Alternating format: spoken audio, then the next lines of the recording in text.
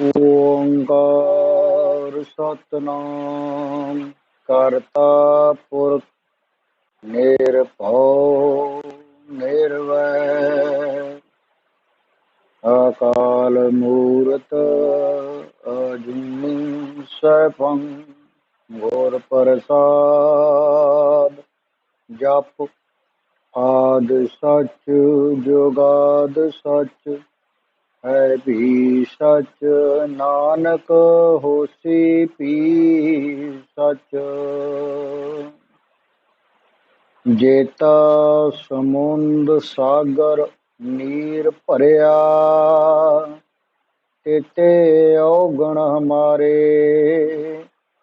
दया करो किश मेहर उपावो डूबदे पत्थर तारे जियड़ा अगन बराबर तपै भीतर बगै घाती परणवत नानक हुक्म पछाणै सुख होवै दिन राती हाजरा हजूर चावर तख्त दे मालक ਸਾਹਿਬ ਸ੍ਰੀ ਗੁਰੂ ਗ੍ਰੰਥ ਸਾਹਿਬ ਜੀ ਦੀ ਹਜ਼ੂਰੀ ਦੇ ਅੰਦਰ ਜੁੜ ਬੈਠੀ ਗੁਰੂ ਪਿਆਰੀ ਗੁਰੂ ਸਵਾਰੀ ਸਾਧ ਸੰਗਤ ਜੀ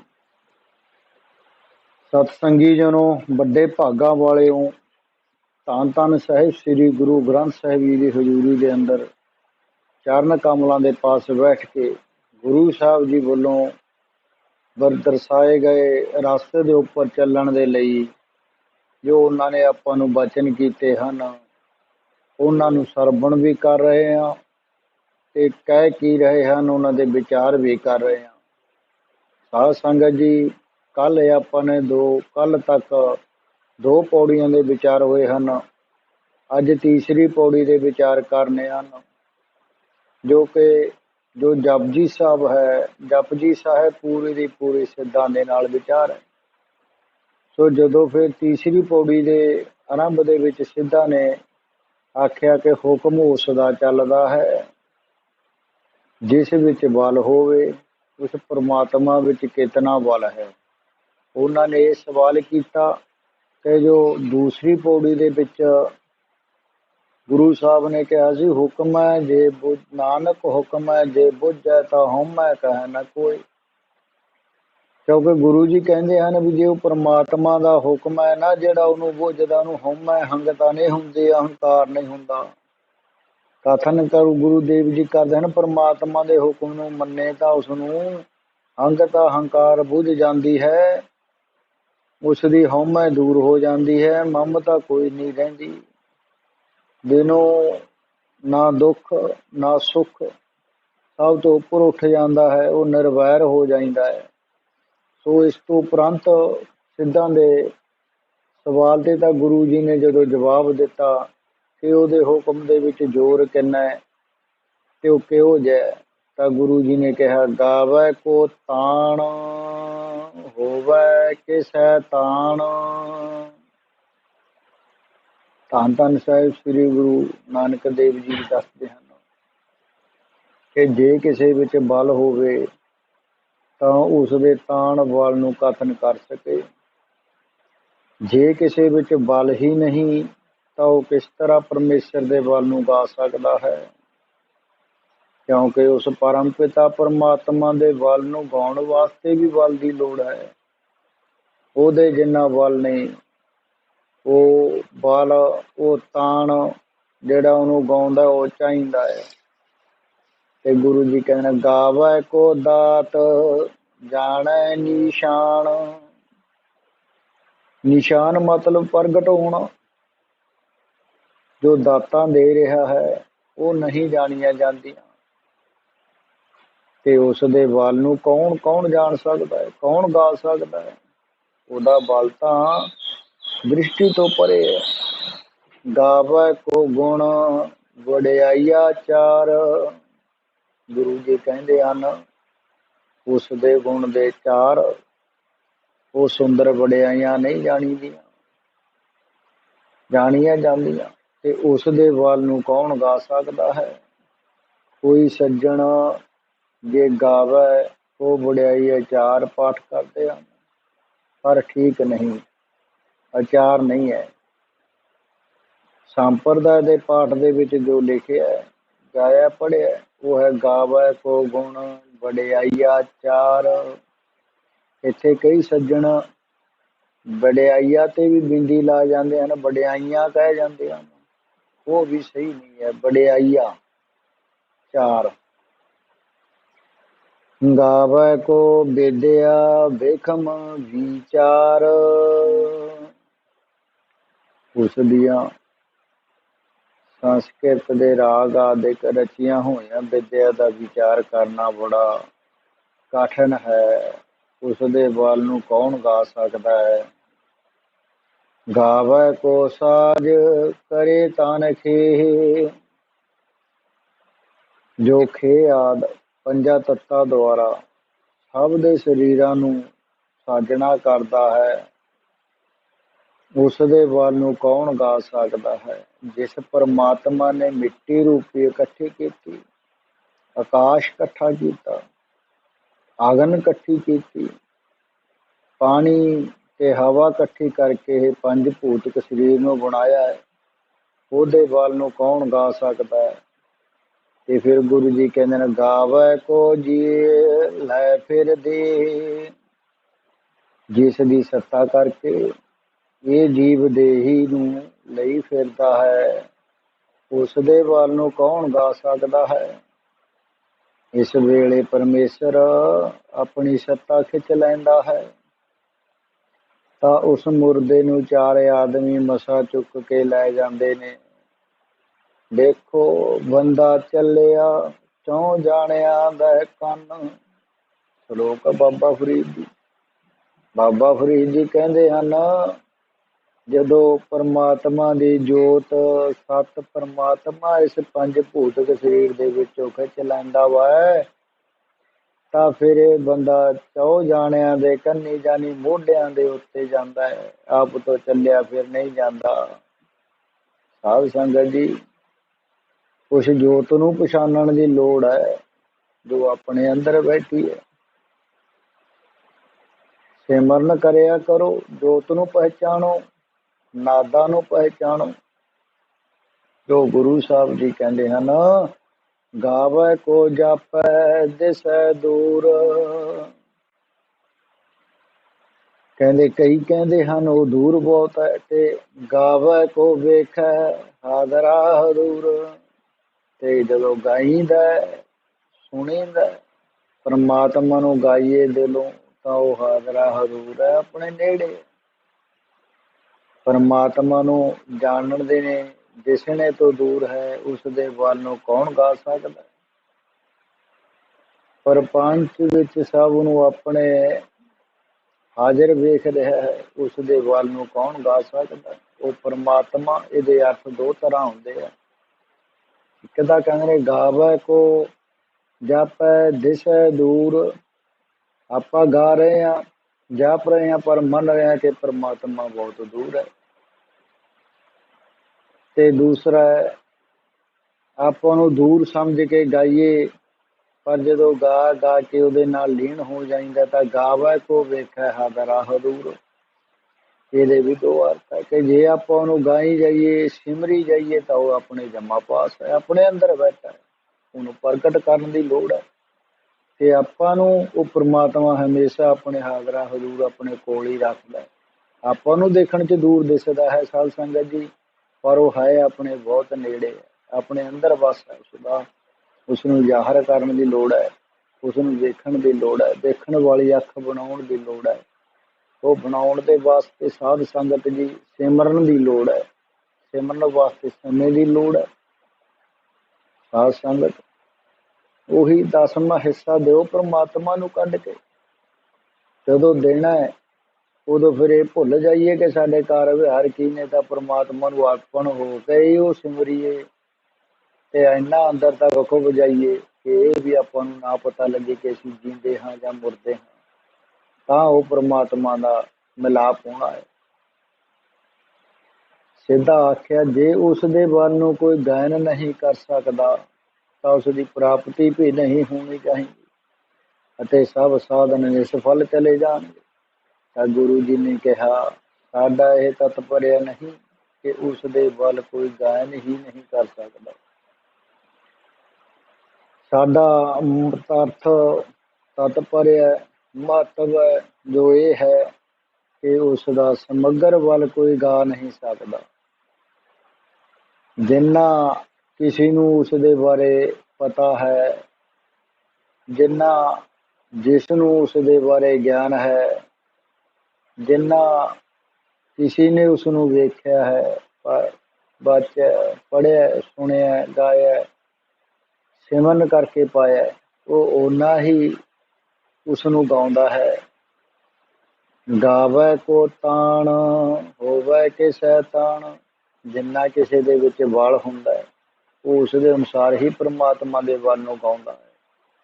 ਜਿੰਨੀ ਜਿਹਦੇ ਵਿੱਚ ਤਾਕਤ ਹੁੰਦੀ ਹੈ ਉਹ ਉਹਦੇ ਮੁਤਾਬਕ ਹੀ ਉਸ ਨੂੰ ਗਾਉਂਦਾ ਹੈ।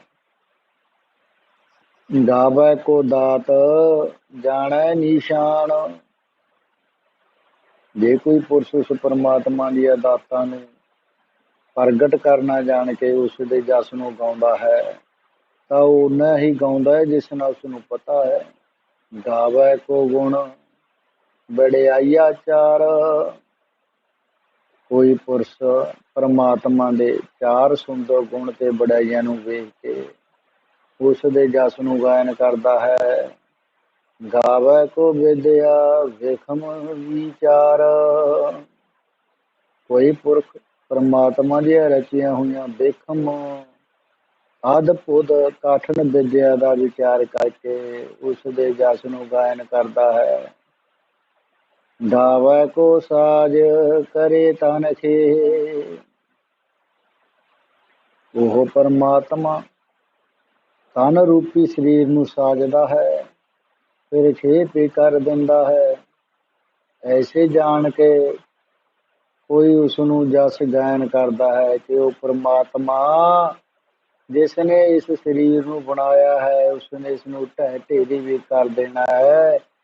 ਕੋਈ ਉਸ ਨੂੰ ਇਸ ਕਰਕੇ ਵੀ ਗਾਉਂਦਾ ਹੈ, ਸਿਮਰਨ ਕਰਦਾ ਹੈ। ਗਾਵੈ ਕੋ ਜੀ ਲੈ ਫਿਰ ਦੇ, ਉਹੀ ਪਰਮਾਤਮਾ ਸਰੀਰ ਵਿੱਚ ਜੀਵ ਆਤਮਾ ਨੂੰ ਪਾਉਂਦਾ ਹੈ, ਫਿਰ ਸਰੀਰ ਵਿੱਚੋਂ ਕੱਢ ਵੀ ਲੈਂਦਾ ਹੈ। ਜੀਵਾਂ ਨੂੰ ਪਦਾਰਥ ਦਿੰਦਾ ਹੈ, ਫਿਰ ਖੋਹ ਪੀ ਲੈਂਦਾ ਹੈ। ਕੋਈ ਐਸੇ ਜਾਣ ਕੇ ਉਸਦੇ ਵੱਲ ਨੂੰ ਗਾਉਂਦਾ ਹੈ, ਕਿਉਂਕਿ ਉਹ ਪਰਮਾਤਮਾ ਸਭਨੀ ਥਾਈਂ ਵਾਸਾ ਕਰਨ ਵਾਲਾ, ਉਹ ਪਰਮ ਪਿਤਾ ਪਰਮਾਤਮਾ ਹਰ ਇੱਕ ਦੇ ਅੰਦਰ ਵਸਣ ਵਾਲਾ। ਜੇ ਦੇਣਾ ਜਾਣਦਾ ਤਾਂ ਖੂਣਾ ਜਾਣਦਾ, ਜੇ ਖੂਣਾ ਜਾਣਦਾ ਤਾਂ ਦੇਣਾ ਵੀ ਜਾਣਦਾ, ਕਿਉਂਕਿ ਉਹ ਆਪਾਂ ਉਸਦੇ ਬੱਚੇ ਹਾਂ। ਸਾਧ ਸੰਗਤ, ਮਾਂ ਪਿਓ ਬੱਚੇ ਨੂੰ ਚੀਜ਼ ਦੇ ਦਿੰਦਾ, ਜਦੋਂ ਬੱਚਾ ਉਸਦਾ ਗਲਤ ਇਸਤੇਮਾਲ ਕਰਦਾ ਤਾਂ ਆਪਾਂ ਉਸ ਤੋਂ ਖੋਹ ਵੀ ਲੈਂਦੇ ਹਾਂ ਵੀ ਨਹੀਂ ਬੱਚੇ ਇਹਨੂੰ ਇਸ ਤਰ੍ਹਾਂ ਨਹੀਂ ਵਰਤਣਾ, ਸਮਝਾਉਣ ਵਾਸਤੇ ਤੇ ਦੁਬਾਰੇ ਫੇਰ ਸਮਝਾ ਕੇ ਦੇ ਦਿੰਦੀ ਆ। ਸੋ ਇਹ ਕੰਮ ਪਰਮਾਤਮਾ ਦਾ ਹੈ। ਗਾਵੈ ਕੋ ਜਪੈ ਦਿਸੈ ਦੂਰ, ਜਪਦੇ ਬਹੁਤ ਨੇ, ਜਾਣਦੇ ਹੈ ਦੇਖਦੇ ਹੈ ਤੋ ਉਸੀ ਹਰੀ ਨੂੰ ਦੂਰ ਹੈ। ਕੋਈ ਇਸ ਤਰ੍ਹਾਂ ਜਾਣ ਕੇ ਉਸਦੇ ਜਸ ਨੂੰ ਗਾਉਂਦਾ ਹੈ ਕਿ ਪਰਮਾਤਮਾ ਬਹੁਤ ਦੂਰ ਹੈ, ਅਸੀਂ ਜਪ ਕੇ ਉਹਦੇ ਨੇੜੇ ਜਾਣਾ ਹੈ। ਗਾਵੈ ਕੋ ਵੇਖੈ ਹਾਜ਼ਰਾ ਹਦੂਰ, ਤਾਂ ਗੁਰੂ ਜੀ ਕਹਿੰਦੇ ਹਨ ਪ੍ਰਪੰਚ ਦੇ ਵਿੱਚ ਉਹ ਪਰਮਾਤਮਾ ਸਭ ਨੂੰ ਹਾਜ਼ਰ ਵੇਖ ਰਿਹਾ ਹੈ। ਕੋਈ ਐਸੇ ਜਾਣ ਕੇ ਉਸਦੇ ਜਸ ਨੂੰ ਗਾਇਨ ਕਰਦਾ ਹੈ, ਕਿਉਂਕਿ ਅਗਲਾ ਆਪਾਂ ਕਹਿ ਦਿੰਦੇ ਹਾਂ ਸਾਧ ਸੰਗਤ ਜੀ ਉਹ ਤੈਨੂੰ ਰੱਬ ਵੇਖਦਾ ਜਾਂ ਮੈਨੂੰ ਇੱਥੇ ਰੱਬ ਵੇਖਦਾ, ਮੈਂ ਗਲਤੀ ਨਹੀਂ ਕਰਨੀ, ਪਰ ਕਈ ਵਾਰ ਕਹਿ ਦਿੰਦਾ ਵੇਖੀ ਜਾਊ ਇੱਥੇ ਕੌਣ ਵੇਖਦਾ, ਪਰ ਉਹ ਹਾਜ਼ਰਾ ਹਜ਼ੂਰ ਹੈ। ਸਾਧ ਸੰਗਤ ਹਰ ਜਗ੍ਹਾ ਵੇਖਦਾ, ਉਹ ਤੇਰੇ ਅੰਦਰ ਬੈਠਾ, ਉਹ ਤੋਂ ਕੀ ਲੁਕੋ। ਕਈ ਪੁਰਸ਼ ਨੂੰ ਇਹ ਸਮਝ ਕੇ ਵੇਖਦੇ ਹਨ ਕਿ ਉਹ ਹਾਜ਼ਰਾ ਹਜ਼ੂਰ ਹੈ, ਆਪਣੇ ਨੇੜੇ ਹੈ, ਆਪਾਂ ਨੂੰ ਉਹ ਵੇਖ ਰਿਹਾ ਹੈ, ਆਪਾਂ ਵੀ ਉਸ ਨੂੰ ਵੇਖਣਾ ਹੈ, ਇਸ ਲਈ ਉਸ ਦਾ ਸਿਮਰਨ ਕਰਦੇ ਹਨ। ਤਾਂ ਸਿੱਧਾ ਨੇ ਆਖਿਆ ਆਪ ਜੀ ਦੇ ਕਹੇ ਅਨੁਸਾਰ ਅਸਾਂ ਠੀਕ ਨਿਸ਼ਚੈ ਕੀਤਾ ਹੈ ਕਿ ਉਸ ਦੇ ਜਸ ਨੂੰ ਸਭ ਕੋਈ ਆਪਣੇ ਬਿਤ ਅਨੁਸਾਰ ਗਾਉਂਦਾ ਹੈ, ਪਰੰਤੂ ਆਪ ਜੀ ਨੇ ਵੇਰਵਾ ਨਹੀਂ ਕੀਤਾ ਕਿਹੜਾ ਕਿਹੜਾ ਉਸ ਦੇ ਜਸ ਨੂੰ ਗਾਉਂਦਾ ਹੈ। ਤਾਂ ਗੁਰੂ ਜੀ ਨੇ ਕਿਹਾ, ਗਾਵੈ ਕੋ ਤਾਣ ਹੋਵੈ ਕੇ ਸੈਤਾਨ। ਤਾਂ ਗੁਰੂ ਜੀ ਕਹਿੰਦੇ ਹਨ, ਜਿਵੇਂ ਕਿ ਬਿਆਸ ਕਿਰਤ ਜੋ ਪੁਰਾਣ ਹਨ, ਉਹਨਾਂ ਪੁਰਾਣਾਂ ਦੇ ਪੜ੍ਹਨ ਦਾ ਜਿਸ ਕਿਸੇ ਵਿੱਚ ਤਾਣ ਬਲ ਹੁੰਦਾ ਹੈ, ਉਹ ਕੋਈ ਪੁਰਾਣਾ ਅਨੁਸਾਰ ਮੱਧ ਕਿ ਢਾਂਬਾ ਅਧਿਕਾ ਪ੍ਰਸੰਗ ਪੜ੍ਹ ਕੇ ਪ੍ਰਮਾਤਮਾ ਦੇ ਤਾਣ ਬਲ ਨੂੰ ਗਾਇਨ ਕਰਦਾ ਹੈ। ਗਾਵੈ ਕੋ ਦਾਤ ਜਾਣੈ ਨਿਸ਼ਾਨ। ਨਾਰਦ ਕਿਰਤ ਤੋਂ ਪਰੰਚਾਤਰੀ ਗ੍ਰੰਥ ਹੈ, ਉਸ ਦੁਆਰਾ ਪ੍ਰਮਾਤਮਾ ਦੀਆਂ ਦਾਤਾਂ ਜਿੱਤਿਆ ਪ੍ਰਗਟ ਜਾਣ ਕੇ ਕਈ ਪੁਰਸ਼ ਪ੍ਰਮਾਤਮਾ ਦੇ ਜਸ ਨੂੰ ਗਾਉਂਦੇ ਹਨ। ਜਹ ਪ੍ਰਸਾਦ ਸੁਤੀ ਅੰਮ੍ਰਿਤ ਖਾਏ, ਤਿਸ ਠਾਕਰ ਕੋ ਰਖ ਮਨ ਮਾਹੇ। ਜਹ ਪ੍ਰਸਾਦ ਸੁਗੰਧਤ ਤਨ ਲਾਵਹਿ, ਤਿਸ ਕੋ ਸਿਮਰਤ ਪਰਮਗਤ ਪਾਵਹਿ। ਜਹ ਪ੍ਰਸਾਦ ਬਸਹਿ ਸੁਖ ਮੰਦਰ, ਤਿਸੈ ਧਿਆਏ ਸਦਾ ਮਨ ਅੰਦਰ।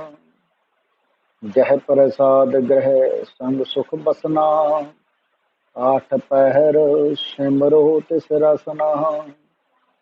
ਜਹ ਪ੍ਰਸਾਦ ਰੰਗ ਰਸ ਭੋਗ, ਨਾਨਕ ਸਦਾ ਧਿਆਈਐ ਧਿਆਵਨ ਜੋਗ। ਇਹ ਸਾਧ ਸੰਗਤ ਜੀ, ਸੁਖਮਨੀ ਸਾਹਿਬ ਜੀ ਦੀ ਅਸ਼ਟਪਦੀ 6 ਅੰਗ 269 ਤੇ ਸੁਸ਼ੋਭਿਤ ਹੈ। ਸੋ ਇਸ ਦੀ ਵਿਆਖਿਆ ਆਪਾਂ ਅੱਗੇ ਕਰਾਂਗੇ। ਇਸ ਸਾਰੀ ਅਸ਼ਟਪਦੀ ਵਿੱਚ ਦਾਤਾਂ ਦਾ ਹੀ ਵਰਣਨ ਹੈ। ਗਾਵੈ ਕੋ ਗੁਣ ਵਡਿਆਈਆ ਚਾਰ। ਕਪਿਲ ਰਿਸ਼ੀ ਜੀ ਦਾ ਬਣਾਇਆ ਹੋਇਆ ਜੋ ਸਾਂਖ ਸ਼ਾਸਤਰ ਹੈ, ਉਸ ਮਤ ਅਨੁਸਾਰ ਰਜੋ ਸਤੋ ਤਮੋ ਮਹੱਤਵ ਇਤਿਆਦਿਕ ਗੁਣਾਂ ਦੁਆਰੇ ਪ੍ਰਮਾਤਮਾ ਜਗਤ ਦੀ ਉਤਪਤੀ ਕਰਦਾ ਹੈ। ਜਿਸ ਤਰ੍ਹਾਂ ਨਿਸ਼ਚੇ ਕਰਕੇ ਕਈ ਪੁਰਸ਼ ਉਸ ਦੀਆਂ ਚਾਰ ਸੁੰਦਰ ਵਡਿਆਈਆਂ ਨੂੰ ਗਾਇਨ ਕਰਦੇ ਹਨ। ਗਾਵੈ ਕੋ ਵਿਦਿਆ ਵੇਖਮ ਵਿਚਾਰ, ਗੌਤਮ ਕ੍ਰਿਤ ਜੋ ਵਿਦਿਆ ਵੇਖਮ ਨਿਆਏ ਸ਼ਾਸਤਰ, ਇਸ ਦਾ ਵਿਚਾਰ ਕਰਕੇ ਕਈ ਪੁਰਸ਼ ਉਸ ਪਰਮਾਤਮਾ ਦੇ ਜਸ ਨੂੰ ਗਾਇਨ ਕਰਦੇ ਹਨ।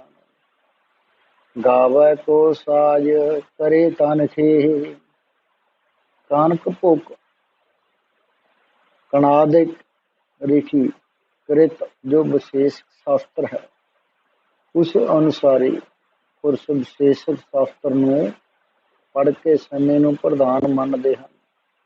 ਜੋ ਪਰਮਾਤਮਾ ਸਮੇਂ ਅਨੁਸਾਰ ਤਨ ਨੂੰ ਸਾਜਦਾ ਹੈ ਅਤੇ ਸਮੇਂ ਅਨੁਸਾਰ ਹੀ ਤਨ ਨੂੰ ਖੇ ਕਰਦਾ ਹੈ, ਇਹ ਨਿਸ਼ਚੇ ਕਰਕੇ ਪਰਮਾਤਮਾ ਦੇ ਜਸ ਨੂੰ ਗਾਉਂਦੇ ਹਨ। ਸਾਧ ਸੰਗਤ ਜੀ, ਇੱਕ ਵਾਰ ਦੀ ਗੱਲ ਹੈ, ਸ੍ਰੀ ਕ੍ਰਿਸ਼ਨ ਜੀ ਮਹਾਰਾਜ ਦੀ ਕਿਰਪਾ ਨਾਲ ਅਰਜਨ ਨੇ ਜੰਗ ਕਰਕੇ ਕੌਰਵਾਂ ਦੀ ਸਾਰੀ ਫੌਜ ਮਾਰ ਦਿੱਤੀ।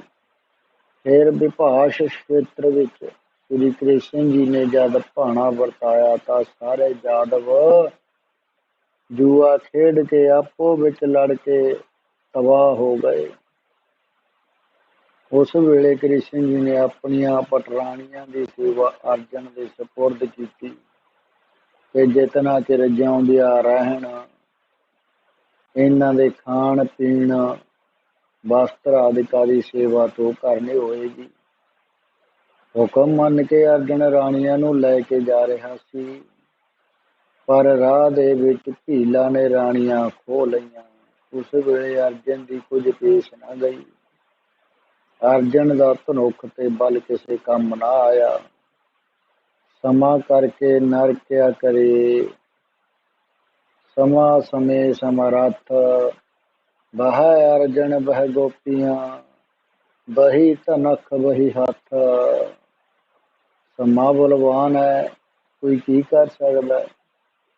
ਸਮਾਂ ਸਮਰੱਥ ਹੈ, ਅਰਜਨ ਉਹੀ ਹੈ, ਗੋਪੀਆਂ ਉਹੀ ਨੇ, ਧਨੁੱਖ ਉਹੀ ਹੈ, ਹੱਥ ਉਹੀ ਹੈ। पर किसे कम नहीं आया। काल पए ब्रह्मा बपतरा, काल पए शिव जू अवतरा। काल पाए कर विष्णु प्रकाशा, सकल काल का किया तमाशा। ਦਸਮ ਗ੍ਰੰਥ ਦੇ ਵਿੱਚ ਜੋ ਇਹ ਚੌਪਈ ਸਾਹਿਬ ਜੀ ਦੇ ਪਾਠ ਵਿੱਚ ਵੀ ਆਉਂਦਾ ਹੈ, ਲਿਖਿਆ ਹੈ, ਕਾਲ ਪਾਏ ਬ੍ਰਹਮਾ ਬਵਤਰਾ। ਜੋ ਬ੍ਰਹਮਾ ਹੈ, ਜਿਸ ਨੂੰ ਸ੍ਰਿਸ਼ਟੀ ਦਾ ਸਾਜਣਹਾਰਾ ਕਹਿੰਦੇ ਨੇ, ਇਹ ਵੀ ਕਾਲ ਦੇ ਅਧੀਨ ਹੈ। शिव जी भी काल दे अधीन है, इन्हें भी चले जाना है। विष्णु का प्रकाश है, इसने भी चले जाना है, काल दे अधीन है। जो ये ब्रह्मा ते शिव काल दे अधीन हैं, परमात्मा दे अधीन हैं, उसका प्रकाश हैं ते इन्हां ने सारा दिया। सकल काल का किया तमाशा, वो परम पिता परमात्मा ने इन्हां सकलों का काल दे अधीन करके एक तमाशा है, खेड रचाई हुई है। जो ये खेड वो खेड रहा है। गावे को जी लै फिर दे, साध संगत जी ने मासिक शास्त्र अनुसार हो परमेश्वर परमात्मा कर्मानुसार जी पासों वस्तु लै लैंदा है अते कर्मानुसार फिर दे भी देंदा है। ऐसे जान के परमात्मा दे जस नूं गायन करते हैं। गावे को जापै दिसै दूर, योग शास्त्र वाले पुरुष जानण यार दिशा तो दूर समझ के परमेश्वर के जस नूं गाउंदे हन। गावे को वेखै हादरा हजूर, वेदांत मत वाले पुरुष परमात्मा नूं हाजरा हजूर हादर नादर नेड़े प्रगट निश्चय करते हैं ते वो तां गाउंदे हन। साध संगत जी परमात्मा के जस नूं गायन हर कोई करता है। तो गुरु साहब जी ने चौथे अर्थ दे विच कहा है, जो सिद्धा ने पूछा आप जी के कथन अनुसार यह तो ठीक निश्चय किया जाता है कि शास्त्र मत वाले तो सारे उसके वन नूं गायन कर रहे हैं, परंतु इन्हां तो बिना होर संत भी कोई गायन करता है। तो गुरु जी ने कहा गावै को ताण होवै किसै ताण, जिन्ना भी किसी विच साधना का बल है वह उन्हां साधना द्वारा परमेश्वर नूं वर्णन करता है, ਉਹਦੇ ਬਲ ਨੂੰ गायन करता है। ते गावै को दात जाने निशान, कोई संत स्त्री पुरुष धन पदार्थ आदिक दाता विच उसनूं दोख दृष्टि जान के उसके बल नूं गायन करते हैं। गावै को गुण वडियाइयां चार, तां गुरु जी कहते हैं कई संत सत संतोख धीरज धर्म विचार आदिक सौ गुणां नूं धार के परमात्मा दियां चारे सुंदर वडियाइयां नूं गायन करते हैं। गावै को विद्या विखम विचार, कई संत कठन जो ब्रह्म विद्या है उसका विचार करके परमात्मा के जस नूं गायन करते हैं। गावै को साज करे तन खे, गुरु जी कहते हैं कई संत साजे हुए तन नूं खे मिथ्या रूप जान के उसके जस नूं गायन करते हैं। गावै को जी लै फिर दे, कई संत महापुरुष जीव भाव नूं दूर करके जीवन मुक्ति के आनंद लई उस देह स्थित तो जो परमात्मा दे वरताए भाणे हन उसनूं गायन करते हैं। गावै को जापै दिसै दूर, साध संगत जी कई महापुरुष उसनूं जापण वाला जपण वाला सिमरन वाला जाणिया जांदा ते नेत्रां नाल दिसण वाला रिहा हो जो संसार है इस तो दूर समझ के उस परमात्मा के जस नूं गायन कर रहे हैं। गावै को वेखै हाजरा हजूर, कई महापुरुष परमात्मा नूं हाजर हजूर हाजिर नाजिर वेख के उस परमात्मा के जस नूं गाउंदे हन।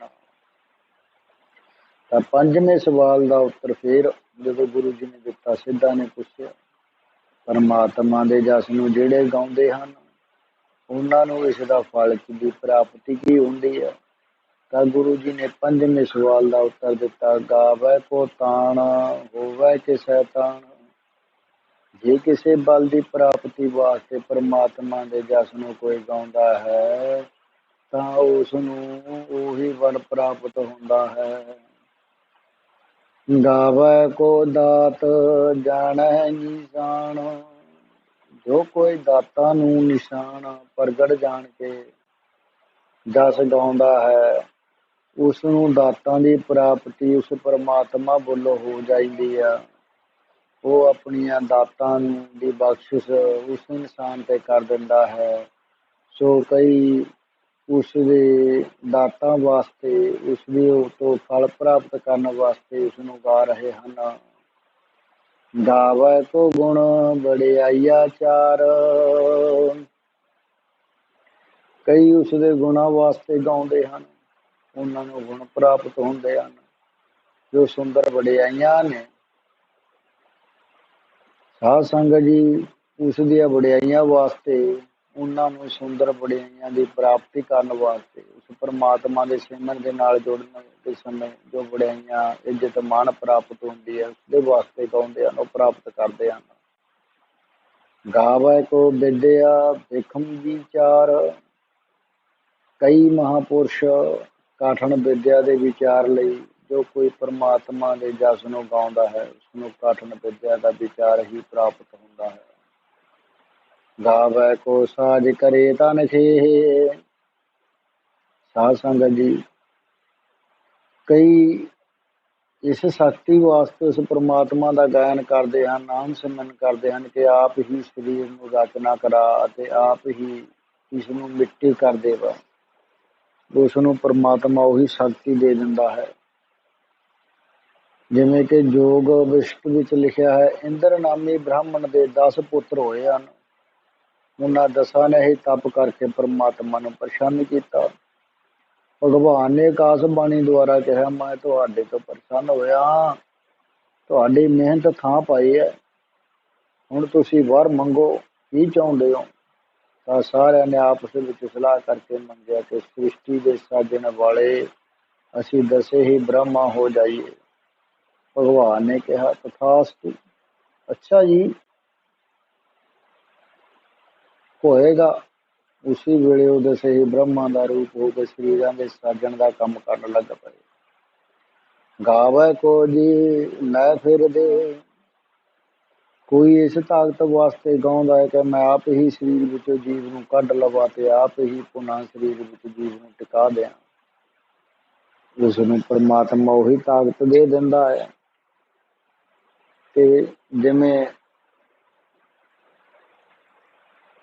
ਰਾਮ ਰਾਏ ਜੀ ਦੀ ਸਾਖੀ ਆਪਾਂ ਬਹੁਤ ਵਾਰੀ ਸਰਵਣ ਕਰੀ। ਸ੍ਰੀ ਗੁਰੂ ਹਰਿਰਾਏ ਸਾਹਿਬ ਜੀ ਦੇ ਸਪੁੱਤਰ ਰਾਮ ਰਾਏ ਜੀ ਨੂੰ ਜਦੋਂ ਬਿਪਤਾ ਸਮੇਂ ਇੱਕ ਸਿੱਖ ਨੇ ਆਰਾਧਿਆ ਤਦ ਰਾਮ ਰਾਏ ਜੀ ਨੇ ਆਪਣੀ ਸੁਪਤਨੀ ਪੰਜਾਬ ਕੌਰ ਨੂੰ ਆਪਣੇ ਪਾਸ ਛੱਡ ਕੇ ਕਿਹਾ, ਇਸ ਵੇਲੇ ਕੋਠੇ ਦੇ ਅੰਦਰ ਮੈਂ ਆਪਣੇ ਸਰੀਰ ਨੂੰ ਰੱਖ ਕੇ ਕਿਸੇ ਸਿੱਖ ਦੀ ਸਹਾਇਤਾ ਲਈ ਜਾ ਰਿਹਾ। ਫਿਰ ਆ ਕੇ ਇਸ ਸਰੀਰ ਵਿੱਚ ਪ੍ਰਵੇਸ਼ ਕਰ ਜਾਵਾਂਗਾ, ਪਰ ਤੂੰ ਚੰਗੀ ਤਰ੍ਹਾਂ ਖਿਆਲ ਰੱਖੀ, ਮੇਰੇ ਸਰੀਰ ਦੇ ਪਾਸ ਕਿਸੇ ਨੂੰ ਆਉਣ ਨਾ ਦੇਈਂ। ਇੰਨੀ ਗੱਲ ਸਮਝਾ ਕੇ ਰਾਮ ਰਾਏ ਜੀ ਤਾਂ ਚਲੇ ਗਏ। ਜਦੋਂ ਇੱਕ ਪਹਿਰ ਬੀਤਿਆ ਤਾਂ ਮਸੰਦਾ ਵਿੱਚ ਰੌਲਾ ਪੈ ਗਿਆ ਕਿ ਸਾਡੇ ਗੁਰੂ ਬਾਹਰ ਨਹੀਂ ਆਏ, ਕੀ ਸਬੱਬ ਹੈ? ਉਸ ਵੇਲੇ ਪੰਜਾਬ ਕੌਰ ਨੇ ਆਪਣੇ ਕੋਲ ਬੁਲਾ ਕੇ ਮਸੰਦਾ ਨੂੰ ਕਿਹਾ, ਤੁਸੀਂ ਰੌਲਾ ਨਾ ਪਾਓ, ਕਿਸੇ ਸਿੱਖ ਦੇ ਲਈ ਕੰਮ ਤੇ ਗਏ ਹਨ ਤਾਂ ਉਹਨਾਂ ਦਾ ਕੰਮ ਪੂਰਾ ਕਰਕੇ ਆ ਜਾਣਗੇ। ਜਦ ਇੱਕ ਰਾਤ ਇੱਕ ਦਿਨ ਬੀਤ ਗਿਆ, ਸਵੇਰ ਸਾਰ ਮਸੰਦਾ ਨੇ ਫਿਰ ਰੌਲਾ ਪਾਉਣਾ ਸ਼ੁਰੂ ਕਰ ਦਿੱਤਾ। ਗੁਰੂ ਰਾਮ ਰਾਏ ਜੀ ਸਰੀਰ ਨੂੰ ਤਿਆਗ ਗਏ ਹਨ। ਜੇ ਕਿਸੇ ਸਿੱਖ ਦੀ ਸਹਾਇਤਾ ਕਰਨ ਗਏ ਹੁੰਦੇ ਤਾਂ ਸਵੇਰ ਸਾਰ ਉੱਠ ਕੇ ਦਰਸ਼ਨ ਦੇ ਦਿੰਦੇ, ਕਿਉਂਕਿ ਉਹਨਾਂ ਨੇ ਦਰਸ਼ਨ ਨਹੀਂ ਦਿੱਤਾ। ਇਸ ਤੇ ਸਾਨੂੰ ਨਿਸ਼ਚੈ ਹੋ ਗਿਆ ਕਿ ਉਹ ਸਰੀਰ ਛੱਡ ਚੁੱਕੇ ਹਨ। ਇਹ ਕਹਿ ਕੇ ਹੰਕਾਰੀ ਮਸੰਦਾ ਨੇ ਬੂਹੇ ਭੰਨਣੇ ਸ਼ੁਰੂ ਕਰ ਦਿੱਤੇ। ਪੰਜਾਬ ਕੌਰ ਨੇ ਦਾਸੀ ਭੇਜ ਕੇ ਫਿਰ ਮਸੰਦਾ ਨੂੰ ਹਟਾਇਆ ਤੇ ਸਮਝਾਇਆ। ਰਾਮ ਰਾਏ ਜੀ ਮੈਨੂੰ ਆ ਕੇ ਗਏ ਹੋਏ ਆ ਕਿ ਉਹ ਦੇਹ ਸੰਭਾਲਣਗੇ ਤੇ ਸਭ ਵਿੱਚ ਬੈਠ ਕੇ ਦਰਸ਼ਨ ਦੇਣਗੇ। ਤੁਸੀਂ ਆਪਣੇ ਗੁਰੂ ਦਾ ਹੁਕਮ ਨਹੀਂ ਮੰਨਦੇ। ਮਸੰਦਾ ਆਖਿਆ ਤੈਨੂੰ ਧੀਜ ਦੇਣ ਵਾਸਤੇ ਉਹਨਾਂ ਨੇ ਬਚਨ ਆਖਿਆ ਹੋਣਾ ਕਿ ਸਾਡੇ ਪਿੱਛੋਂ ਰੋਵੇ ਨਾ, ਪਰ ਹੁਣ ਉਹਨਾਂ ਦੇ ਆਉਣ ਦੀ ਕੋਈ ਆਸ ਨਹੀਂ। ਤੂੰ ਹਟ ਨਾ ਕਰ, ਸਾਨੂੰ ਸੰਸਕਾਰ ਕਰਨ ਦੇ। ਸਰੀਰ ਸਾਡੇ 8 ਪੈਰ ਹੋ ਗਏ ਹਨ, ਦੁਰਗੰਧੀ ਪੈਦਾ ਹੋ ਜਾਏਗੀ। ਪੰਜਾਬ ਕੌਰ ਨੇ ਫਿਰ ਮਸੰਦਾ ਨੂੰ ਸਮਝਾਇਆ, ਬੂਹੇ ਨਾ ਖੋਲੋ, ਡਰ ਧਰੋ, ਨਹੀਂ ਤਾਂ ਉਹ ਆ ਕੇ ਸ਼ਰਾਬ ਦੇ ਦੇਣਗੇ, ਤੁਹਾਡੀਆਂ ਜੜ੍ਹਾਂ ਪੁੱਟ ਦੇਣਗੇ। ਇਹ ਗੱਲਾਂ ਸੁਣ ਕੇ ਮਸਾਂ ਹਟਾਇਆ। ਰਾਤ ਨੂੰ ਸੌਂ ਗਏ। ਤੀਜੇ ਦਿਨ ਮਤਾ ਪਕਾ ਕੇ ਦਿਨ ਚੜ੍ਹਦਿਆਂ ਹੀ ਸਭ ਮਸੰਦਾ ਨੇ ਆ ਕੇ ਬੂਹੇ ਭੰਨ ਕੇ ਸਹਿਜਾ ਉੱਪਰੋਂ ਸਰੀਰ ਨੂੰ ਚੁੱਕ ਕੇ ਸੰਸਕਾਰ ਦੀ ਤਿਆਰੀ ਸ਼ੁਰੂ ਕਰਵਾ ਦਿੱਤੀ। ਬੜਾ ਸੁੰਦਰ ਵਿਵਾਨ ਬਣਵਾਇਆ ਗਿਆ। ਚੰਦਨ ਅਤੇ ਫੁੱਲਾਂ ਦੀਆਂ ਮਾਲਾ ਆਦਿ ਸਭ ਸਮੱਗਰੀਆਂ ਮੰਗਵਾਈਆਂ। ਆਪਸ ਵਿੱਚ ਚਰਚਾ ਕਰਦੇ ਹੋਏ 16 ਪਹਿਰ ਸਰੀਰ ਖਾਲੀ ਪਿਆ ਰਿਹਾ, ਪਰ ਇਸ ਪੰਜਾਬ ਕੌਰ ਨੇ ਸੰਸਕਾਰ ਨਹੀਂ ਕਰਨ ਦਿੱਤਾ। ਹੁਣ ਵੀ ਅਸੀਂ ਬਦੋ ਬਦੀ ਅੰਦਰੋਂ ਕੱਢ ਕੇ ਲਿਆਂਦਾ ਹੈ। ਜਦ ਮਸੰਦਾ ਨੇ ਪਵਿੱਤਰ ਪਾਣੀ ਲਿਆ ਕੇ ਇਸ਼ਨਾਨ ਕਰਾਉਣ ਵਾਸਤੇ ਸਰੀਰ ਨੂੰ ਉਠਾਇਆ ਤਾਂ ਇਉਂ ਪ੍ਰਤੀਤ ਹੋਇਆ ਜਿਸ ਤਰ੍ਹਾਂ ਜਿਉਂਦੇ ਮਨੁੱਖ ਦਾ ਸਰੀਰ ਹੁੰਦਾ ਹੈ। ਪੰਜਾਬ ਕੌਰ ਨੇ ਵੇਖ ਕੇ ਫਿਰ ਕਿਹਾ, ਤੁਸੀਂ ਬਹੁਤ ਬੁਰਾ ਕੀਤਾ ਹੈ ਜੋ ਤੁਹਾਨੂੰ ਰੱਖਿਆ ਨਹੀਂ। ਇਹਨਾਂ ਦੇ ਸਰੀਰ ਦੀ ਪ੍ਰਭਾ ਦਾ ਜੀਵਦਿਆਂ ਦੇ ਸਮਾਨ ਹੈ। ਇਹ ਗੱਲ ਆ ਕੇ ਬੜੀਆਂ ਪ੍ਰੇਮ ਦੀਆਂ ਖਿੱਚਾਂ ਪਾ ਕੇ ਪਤੀ ਦੇਵ ਨੂੰ ਆਰਾਧਿਆ ਕਿ ਇਹ ਮੂਰਖ ਅਹੰਕਾਰੀ ਮਸੰਦ, ਮੇਰੇ ਤਾਂ ਆਖੇ ਲੱਗਦੇ ਨਹੀਂ ਹਨ। ਆਪ ਜਲਦੀ ਆ ਕੇ ਇਹਨਾਂ ਨੂੰ ਸਮਝਾਓ। ਪ੍ਰਤੀਵਰਤਾ ਔਰਤ ਦੇ ਆਰਾਧਨ ਕਰਕੇ ਜਦ ਰਾਮ ਰਾਏ ਜੀ ਆਏ ਤਾਂ ਕੀ ਦੇਖਦੇ ਹਨ ਕਿ ਸਭ ਮਸੰਦ ਸਰੀਰ ਕੱਢ ਕੇ ਅੰਤਮ ਸਮੇਂ ਦਾ ਇਸ਼ਨਾਨ ਕਰਵਾ ਰਹੇ ਸਨ। ਸੰਸਕਾਰ ਦੀ ਸਭ ਸਮੱਗਰੀ ਤਿਆਰ ਕੀਤੀ ਖੜੇ ਸਨ। ਉਸ ਵੇਲੇ ਸਰੀਰ ਵਿਖੇ ਪ੍ਰਵੇਸ਼ ਕਰਨਾ ਮੁਨਾਸਬ ਨਾ ਸਮਝਿਆ ਤੇ ਵਚਨ ਫਰਮਾਇਆ ਕਿ ਇਹ ਪਾਪੀਓ, ਤੁਸਾਂ ਨੇ ਚੰਗਾ ਕੰਮ ਨਹੀਂ ਕੀਤਾ ਜੋ ਆਪਣੇ ਗੁਰਾਂ ਦੇ ਪ੍ਰਾਣਾਂ ਨੂੰ ਹੱਥ ਕੀਤਾ ਹੈ। ਮੈਂ ਸਮਝਦਾ ਹਾਂ ਤੁਹਾਡੀ ਮੌਤ ਦੇ ਦਿਨ ਨੇੜੇ ਆ ਗਏ ਹਨ। ਉਹਨਾਂ ਵਚਨਾਂ ਨੂੰ ਸੁਣ ਕੇ ਵੀ ਮਸੰਦ ਡਰੇ ਨਾ ਤਾਂ ਰਾਮ ਰਾਏ ਜੀ ਨੇ ਆਪਣੀ ਪ੍ਰਤੀਵਰਤਾ ਔਰਤ ਪੰਜਾਬ ਕੌਰ ਨੂੰ ਕਿਹਾ, ਤੂੰ ਕੋਈ ਫਿਕਰ ਨਾ ਕਰ, ਜੋ ਗੱਲ ਹੋਣੀ ਸੀ ਉਹ ਤਾਂ ਹੁਣ ਹੋ ਗਈ ਹੈ। ਤੂੰ ਆਪਣੇ ਚਿੱਤ ਵਿਖੇ ਗੁਰਮਤਿ ਨੂੰ ਧਾਰ ਕੇ ਸ਼ਾਂਤੀ ਸਹਿਤ ਰਹਿਣਾ ਕਰ। ਗੁਰੂ ਤੇਰੇ ਅੰਗ ਸੰਗ ਸਹਾਈ ਹੋਏਗਾ। ਤੇਰੇ ਵੇਖਦੇ ਮਸੰਦ ਦੇਵਤਾ ਨੂੰ ਪਾ ਕੇ ਮੌਤ ਦੇ ਤਖਤੇ ਪਰ ਟੰਗੇ ਜਾਣਗੇ। ਇਹ ਗੱਲ ਆ ਕੇ ਰਾਮ ਰਾਏ ਜੀ ਆਪ ਸੱਚਖੰਡ ਵਿਖੇ ਚਲੇ ਗਏ। ਪਿੱਛੋਂ ਉਹਨਾਂ ਦੀ ਦੇਹ ਦਾ ਸੰਸਕਾਰ ਕਰ ਦਿੱਤਾ ਗਿਆ। ਇਹ ਸਾਖੀ ਦਾ ਭਾਵ ਇਹ ਹੈ ਕਿ ਰਾਮ ਰਾਏ ਜੀ ਅਸਥੂਲ ਸਰੀਰ ਚੋਂ ਜੀਵ ਆਤਮਾ ਨੂੰ ਕੱਢ ਕੇ ਸਿੱਖਾਂ ਦੇ ਕੰਮ ਸਵਾਰ ਕੇ ਫਿਰ ਉਸੇ ਸਰੀਰ ਦੇ ਵਿੱਚ ਪ੍ਰਵੇਸ਼ ਕਰ ਜਾਇਆ ਕਰਦੇ ਸਨ ਤੇ ਉਹਨਾਂ ਨੇ ਜੋ ਤਪੱਸਿਆ ਤੇ ਉਹ ਪਰਮਾਤਮਾ ਦਾ ਗੁਣ ਗਾਇਨ ਕੀਤਾ ਸੀ, ਉਸ ਨੂੰ ਗਾਇਆ ਸੀ। ਉਸ ਦੇ ਬਲ ਦੇ ਨਾਲ ਉਹ ਆਪਣੀ ਜੀਵ ਆਤਮਾ ਨੂੰ ਸਰੀਰ ਦੇ ਵਿੱਚੋਂ ਕੱਢ ਵੀ ਲੈਂਦੇ ਸਨ ਤੇ ਪ੍ਰਵੇਸ਼ ਵੀ ਕਰ ਲੈਂਦੇ ਸਨ। ਗਾਵੈ ਕੋ ਜਾਪੈ ਦਿਸੈ ਦੂਰ, ਕੋਈ ਇਸ ਵਾਸਤੇ ਪਰਮੇਸ਼ਰ ਦੇ ਜਸ ਨੂੰ ਗਾਉਂਦਾ ਹੈ ਕਿ ਮੈਂ ਸਾਰਿਆਂ ਨੂੰ ਜਾਪੇ ਜਾਣਨਾ ਕਰਾਂ ਅਤੇ ਸਭਨਾਂ ਨੂੰ ਦੂਰ ਨਿਗਾਹ ਆਵਾ ਭਾਵ ਮੈਨੂੰ ਕੋਈ ਨਾ ਵੇਖੇ। ਜੋ ਪਦਾਰਥ ਦਿਸਣੇ ਤੋਂ ਦੂਰ ਹਨ ਉਹਨਾਂ ਨੂੰ ਘਰ ਬੈਠਿਆ ਹੀ ਜਾਣ ਲਵਾਂ, ਉਸ ਨੂੰ ਪਰਮਾਤਮਾ ਉਹੀ ਸਮਰੱਥਾ ਦਿੰਦਾ ਵਾ। ਗਾਵੈ ਕੋ ਵੇਖੈ ਹਾਦਰਾ ਹਦੂਰ, ਕਈ ਮਹਾਪੁਰਸ਼ ਸਾਧ ਸੰਗਤ ਜੀ ਉਸ ਪਰਮਾਤਮਾ ਨੂੰ ਇਸ ਲਈ ਗਾਉਂਦੇ ਹਨ ਕਿ ਮੈਂ ਸਭਨਾਂ ਨੂੰ ਹਾਦਰਾ ਹਜ਼ੂਰ ਵੇਖਾਂ, ਆਪਣੇ ਨੇੜੇ ਵੇਖਾਂ। ਉਸ ਨੂੰ ਵੀ ਪਰਮਾਤਮਾ ਉਹੀ ਬਲ ਦਿੰਦਾ ਹੈ। ਉਹ ਪਰਮਾਤਮਾ ਨੂੰ ਤੇ ਉਸ ਦੀ ਸੰਗਤ ਨੂੰ ਆਪਣੇ ਬਹੁਤ ਨੇੜੇ ਵੇਖਦਾ ਹੈ। ਫਿਰ ਸਿੰਘ ਸਿੱਧਾ ਨੇ ਕਿਹਾ ਕਿ ਇਸ ਦੀ ਕਥਾ ਕਿੰਨੀ ਹੈ। ਇਸ ਦਾ ਪੁੱਤਰ ਗੁਰੂ ਸਾਹਿਬ ਜੀ ਨੇ ਜੋ ਦਿੱਤਾ ਹੈ ਉਹ ਆਪਾਂ ਕੱਲ ਨੂੰ ਵਿਚਾਰ ਕਰਾਂਗੇ। ਸਾਧ ਸੰਗਤ ਜੀ, ਸਮਾਂ ਲੰਬਾ ਲੱਗਦਾ ਹੈ, ਟਾਈਮ ਬਹੁਤ ਹੋ ਗਿਆ। ਸੰਗਤ ਜੀ, ਸਾਖੀ ਵੀ ਲੰਬੀ ਸੀ, ਕੁਛ ਰਹਿ ਗਿਆ ਜੋ ਵਿਆਖਿਆ ਕਰਨੀ ਰਹਿ ਗਈ ਹੈ, ਜਿਵੇਂ ਕਿ ਕਥਨਾ ਕਥੀ ਨਾ ਆਵੈ ਟੋਟ, ਤੇ ਗੁਰੂ ਜੀ ਨੇ ਉੱਤਰ ਦੇਣਾ ਚਾਹੇ ਕਿ ਉਸ ਦੀ ਕਥਾ ਕਥਨ ਕਰਦਿਆਂ ਕੋਈ ਅੰਤ ਨਹੀਂ ਪਾਉਂਦਾ, ਉਸ ਦਾ ਅੰਤ ਨਹੀਂ ਪਾਇਆ ਜਾ ਸਕਦਾ। ਕਥ ਕਥ ਕਥੀ ਕੋਟੀ ਕੋਟ ਕੋਟ, ਕਰੋੜਾਂ ਦੇ ਕਥਾ ਹੋ ਕੇ ਕੋਟਾਨ ਕੋਟ ਵੇਰੀ ਉਸ ਦੀ ਕਥਾ ਨੂੰ ਕਥਨ ਕੀਤਾ ਹੈ, ਪਰ ਕਿਸੇ ਨੇ ਵੀ ਉਸ ਦਾ ਅੰਤ ਨਹੀਂ ਪਾਇਆ।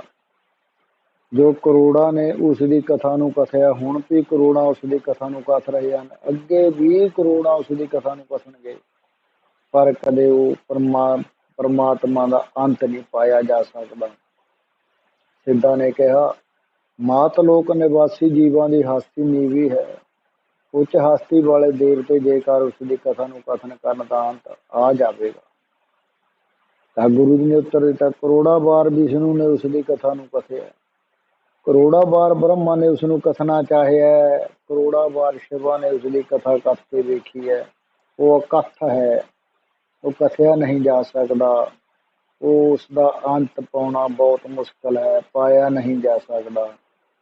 ਉਸ ਦੀ ਕਥਾ ਜੋ ਕਥਨ ਕਰਨ ਯੋਗ ਹੈ, ਕਥੀ ਹੋ ਕੇ ਕਰੋੜਾਂ ਪੁਰਸ਼ ਕੋਟੀਆਂ ਦੇ ਕਰਕੇ ਕਰੋੜ ਵਾਰੀ ਕਥਾ ਨੂੰ ਕਥਾ ਕਰਨ ਤੋਂ ਪਰ ਆਵੈ ਟੋਟ, ਅੰਤ ਨਹੀਂ ਆਉਂਦਾ। ਜਲ ਥਲ ਮਹੀਪ ਬਨ ਤਨ ਤੋਂ ਰੰਤ, ਜੈ ਨੇਤ ਨੇਤ ਨਿਸ ਦਿਨ ਉਚਰੰਤ, ਪਾਇਓ ਨਾ ਜਾਏ ਜੈ ਪੈਰ ਪਾਰ, ਦੀਨਨ ਦੋਖ ਦਾਹਿਤਾ ਉਧਾਰ, ਕਈ ਕੋਟ ਇੰਦਰ ਜਹ ਪਾਨਹਾਰ, ਕਈ ਕੋਟ ਰੁਦਰ ਜੁਗਿਆ ਦੁਆਰ, ਕਈ ਵੇਦ ਵਿਆਸ ਬ੍ਰਹਮਾ ਅਨੰਤ, ਜਹ ਨੇਤ ਨੇਤ ਨਿਸ ਦਿਨ ਉਚਰੰਤ। हे ਸਿੱਧੋ, ਤੁਸੀਂ ਇਹ ਨਿਸ਼ਚੈ ਕਰੋ, ਮਾਤ ਲੋਕ ਅਤੇ ਆਕਾਸ਼ ਵਾਸੀ ਦੇਵਤਾ ਆਦਿ ਸਭ ਉਸ ਨੂੰ ਬੇਅੰਤ ਕਥਨ ਕਰਦੇ ਹਨ। ਤ੍ਰਿਭਵਨ ਮਹੀਪ ਸੁਰ ਨਰ ਅਸੁਰ, ਨੇਤ ਨੇਤ ਬਣ ਤ੍ਰਿਣ ਕਹਿਤ। 10ਵਾਂ ਗ੍ਰੰਥ। ਫਿਰ ਸਿੱਧਾ ਨੇ ਕਿਹਾ ਕਿ ਆਪ ਜੀ ਨੇ ਇਸ ਪਰਮਾਤਮਾ ਦੀ ਕਥਾ ਅਕਥ ਨਹੀਂ ਕਹੀ ਹੈ, ਉਹ ਜੀਵਾਂ ਨੂੰ ਪਦਾਰਥ ਦਿੰਦਾ ਹੋਇਆ ਥੱਕ ਪੈਂਦਾ ਹੋਏਗਾ। ਤਾਂ ਗੁਰੂ ਜੀ ਨੇ ਉੱਤੇ ਦੇਦਾ ਦੇ ਲੈ ਦੇ ਥੱਕ ਪਾਹੇ, ਜੁਗਾ ਜੁਗੰਤਰ ਖਾਹੀ ਖਾਹੇ। ਉਹ ਦੇਣ ਵਾਲਾ ਪਰਮਾਤਮਾ ਦਾਤਾ ਦੇ ਹੀ ਜਾਂਦਾ ਤੇ ਕਦੇ ਥੱਕਦਾ ਨਹੀਂ, ਪਰ ਲੈਣ ਵਾਲੇ ਜੀਵ, ਖਾਣ ਪਹਿਨਣ ਵਾਲੇ ਜੀਵ ਥੱਕ ਜਾਂਦੇ ਹਨ। ਵਾਰ ਇੱਕ ਵਾਂਗੀ ਹੋਂ ਸਭ ਕਿਛ ਮੰਗਾ, ਦੇ ਦੇ ਟੋਟ ਨਹੀਂ ਪ੍ਰਭ ਰੰਗਾ। ਸਰਬੇ ਜਾਂਚਕ ਤੂੰ ਪ੍ਰਭ ਦਾਤਾ, ਦਾਤ ਕਰੈ ਪੁਨਹ ਵਿਚਾਰ। ਦੇਂਦੇ ਟੋਟ ਨ ਆਵੇ, ਲੈ ਲੈ ਥਕ ਪਾਈ। ਪਰੰਤੂ ਲੈਣ ਵਾਲੇ ਜੀਵ ਪਦਾਰਥ ਲੈਂਦੇ ਲੈਂਦੇ ਥੱਕ ਜਾਂਦੇ ਹਨ, ਅਰਥਾਤ ਮਰ ਜਾਂਦੇ ਹਨ, ਪਰ ਦਾਤਾ ਦੇਂਦਾ ਨਹੀਂ ਥੱਕਦਾ, ਉਸ ਦੀ ਦਾਤ ਨਹੀਂ ਮੁੱਕਦੀ। ਹੋਰ ਨਵੇਂ ਤੋਂ ਨਵੇਂ ਜਨਮ ਧਾਰ ਕੇ ਜੁਗਾ ਜੁਗਾਂ ਦੇ ਅੰਦਰ ਪਦਾਰਥਾਂ ਨੂੰ ਹੀ ਖਾਂਦੇ ਚਲੇ ਆ ਰਹੇ ਹਨ। ਇਹਨਾਂ ਪੰਕਤੀਆਂ ਦੁਆਰਾ ਗੁਰੂ ਜੀ ਦਾ ਹੁਣ ਤ੍ਰਿਸ਼ਨਾਲੂ ਪੁਰਸ਼ ਦੀ ਵਿਵਸਥਾ ਦੱਸਦੇ ਹਨ। ਜੋ ਪਰਮਾਤਮਾ ਪਦਾਰਥ ਦਿੰਦਾ ਹੀ ਦੇ ਰਿਹਾ ਹੈ, ਪਰੰਤੂ ਲੈਣ ਵਾਲੇ ਤ੍ਰਿਸ਼ਨਾਲੂ ਪੁਰਸ਼ ਰੋਟੀ ਖਾਣ ਸਮੇਂ ਪੇਟ ਭਰ ਖਾਣ ਨਾਲ ਥੱਕ ਲੈ ਪੈਂਦੇ ਹਨ, ਬਸ ਕਰ ਦਿੰਦੇ ਹਨ। ਇਸੇ ਪ੍ਰਕਾਰ ਜੁਗਾ ਜੁਗਾ ਦੇ ਅੰਦਰ ਪਦਾਰਥ ਇਸ ਜੀਵ ਨੂੰ ਖਾਈ ਜਾਂਦੇ ਹਨ। ਭੁਗਤਾ ਜਾਨ ਭੋਗ ਮਹਿ ਭੋਗੇ, ਉਲਟਾ ਭੋਗੋ ਭੋਗਿਆ ਮੋਹ।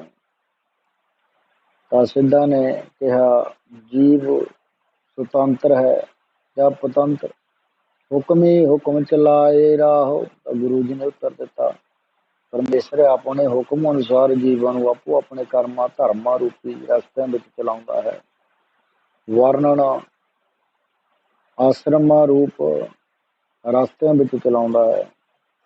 ਗੁਰਮੁਖਾਂ ਨੂੰ ਗੁਰਮੁਖੀ ਰਸਤੇ ਵਿੱਚ ਤੇ ਮਨਮੁਖਾਂ ਨੂੰ ਮਨਮੁਖਤਾ ਵਾਲੇ ਰਸਤੇ ਵਿੱਚ ਚਲਾਉਂਦਾ ਹੈ। ਕਿਸੇ ਨੂੰ ਹਿੰਦੂਆਂ ਵਾਲੇ ਰਸਤੇ ਵਿੱਚ, ਕਿਸੇ ਨੂੰ ਮੁਸਲਮਾਨਾਂ ਵਾਲੇ ਰਸਤੇ ਵਿੱਚ ਚਲਾਉਂਦਾ ਹੈ। ਕੋਈ ਬੋਲੇ ਰਾਮ ਰਾਮ, ਕੋਈ ਖੁਦਾਏ, ਕੋਈ ਸੇਵੈ ਗੋਸਈਆ, ਕੋਈ ਅਲਾਹ। ਕਾਰਨ ਕਰਨ ਕਰੀਮ, ਕਿਰਪਾ ਧਾਰ ਰਹੀਮ ਰਾਓ। ਕੋਈ ਨਾਵੈ ਤੀਰਥ, ਕੋਈ ਹਜ ਜਾਏ, ਕੋਈ ਕਰੈ ਪੂਜਾ, ਕੋਈ ਸਿਰ ਨਿਵਾਏ। ਕੋਈ ਪੜੈ ਵੇਦ, ਕੋਈ ਕਤੇਬ, ਕੋਈ ਉਡੈ ਨੀਲ, ਕੋਈ ਸਫੇਦ। ਕੋਈ ਕਹੈ ਤੁਰਕ, ਕੋਈ ਕਹੈ ਹਿੰਦੂ, ਕੋਈ ਬਾਛੈ ਪਿਸ਼ਟ, ਕਈ ਸੁਰਗਿੰਦੂ। ਇਸ ਕਰਕੇ ਸਾਰੇ ਜੀਵ ਸੁਤੰਤਰ ਹਨ, ਕੋਈ ਸੁਤੰਤਰ ਨਹੀਂ ਹੈ।